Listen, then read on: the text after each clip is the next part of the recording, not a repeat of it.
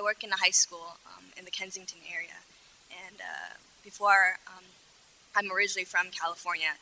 Grew up in San Diego in a great public school system, and when I was kind of asking my colleagues, many of who are here tonight, what the school district of Philadelphia is like, for the schools that we serve, they said that, you know, most, if not all, of the schools that we work in have metal detectors, and so I was just questioning, like, what is the mentality that these kids go to on a daily basis in terms of, like, going through a metal detector, because that was nowhere seen in the high school that I went to.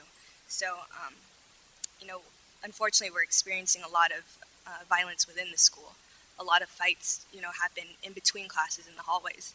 I've almost kind of been surprisingly numb to it and complacent, as some of the keywords that you mentioned, and it's because it happens on a daily basis. So my question to the panel tonight is, as a young person who really wants to advocate for positive nonviolent choices, what can we do to help advocate that for the kids?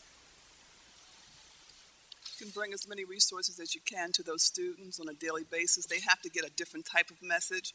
Most of the messages that young people are getting today is about violence. That's how you handle your business.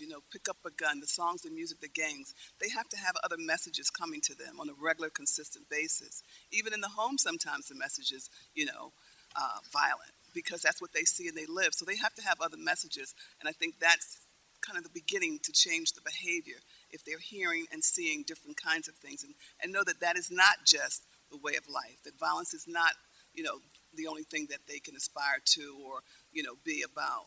So they have to have other experiences.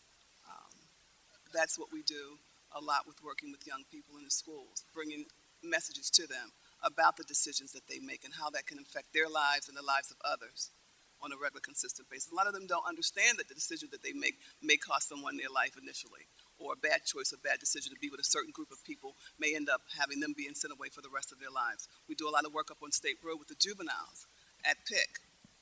A lot of them will say, somebody should have showed me this or told me this before I got here, because they had no idea at the time, because it was a way of life that they saw every day, what it could end up, costing them 35, 40, 50 years of their life at age 16 and 17 years old. And we see that on a regular basis.